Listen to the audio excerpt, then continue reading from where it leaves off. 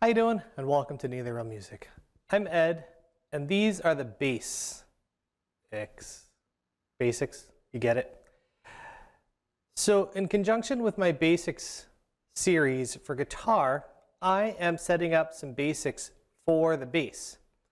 This way people who are interested in getting into the bass have an opportunity to learn some of the techniques and things that they'll need to get started.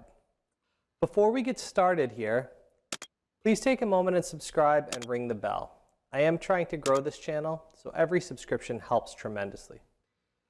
This series is primarily going to focus on our left hand and how to create positions and how to know where things are in the instrument.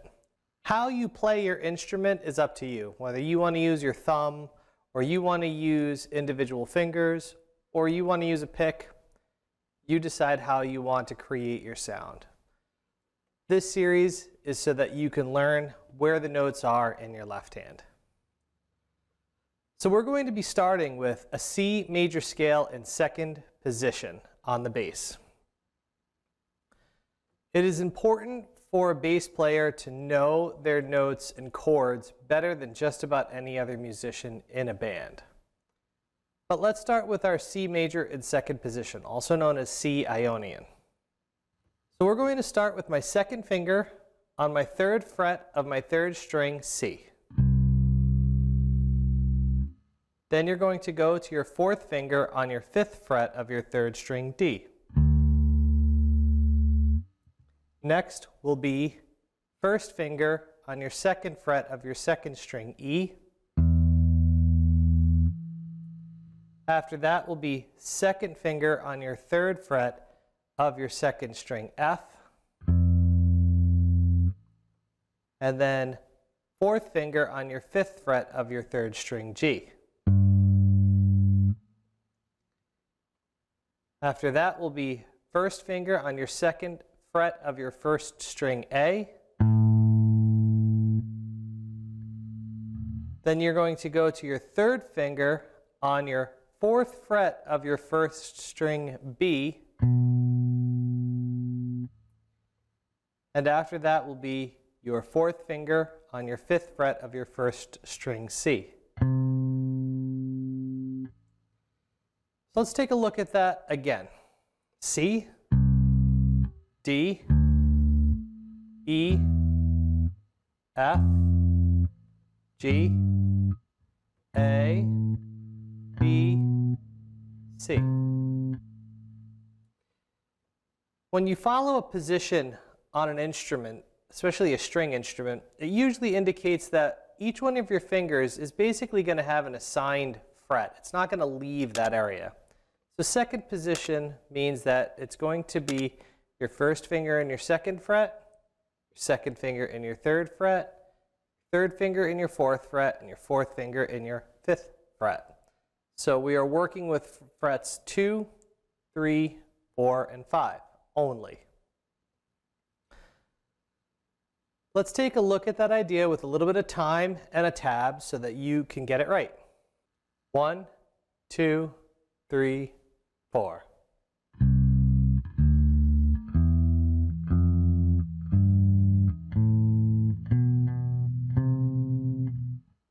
Now let's try that with the tab. 1, 2, 3, 4.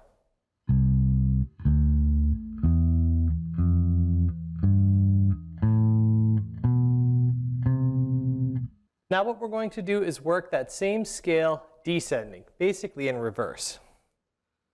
So we're going to start on our C of our fifth fret on our first string.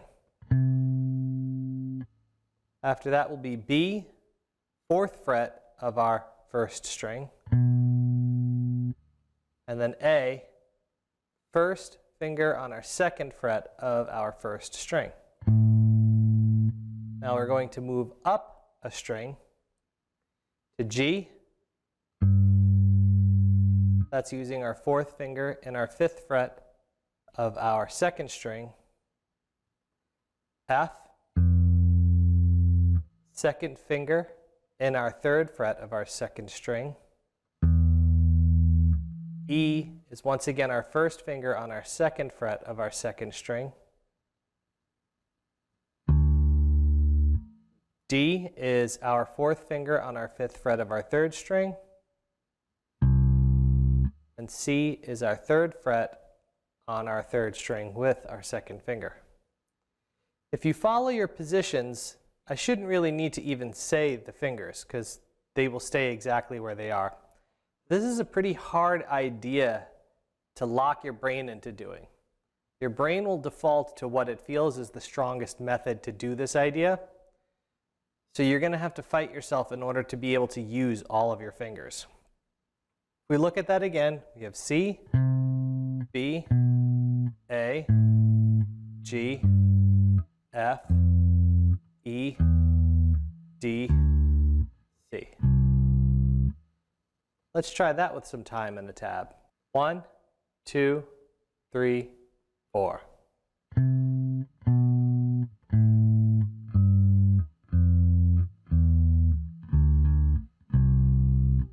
Now let's try that with a tab. 1, 2, 3, 4.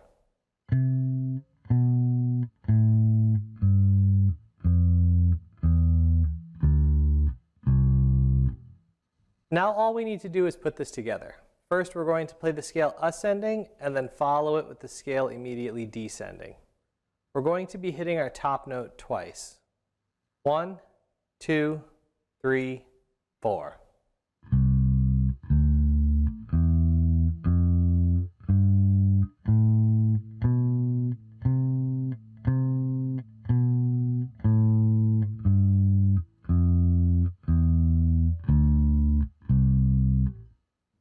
One, 2, 3, 4.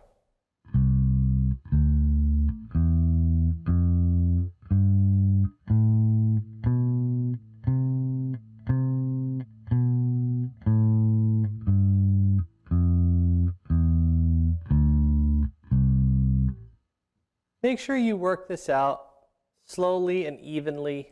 Try to stick with the idea of a position and keeping your finger in their assigned frets. This will help out in the future tremendously.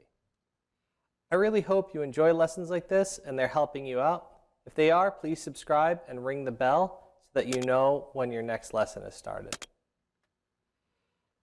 If you really enjoy lessons like this, please consider joining my Patreon where I go into a lot more depth with musical concepts. If you have any questions, please put them in the comments below. Compliments are nice, but questions let me know that you're working on these things. Good luck and good practice.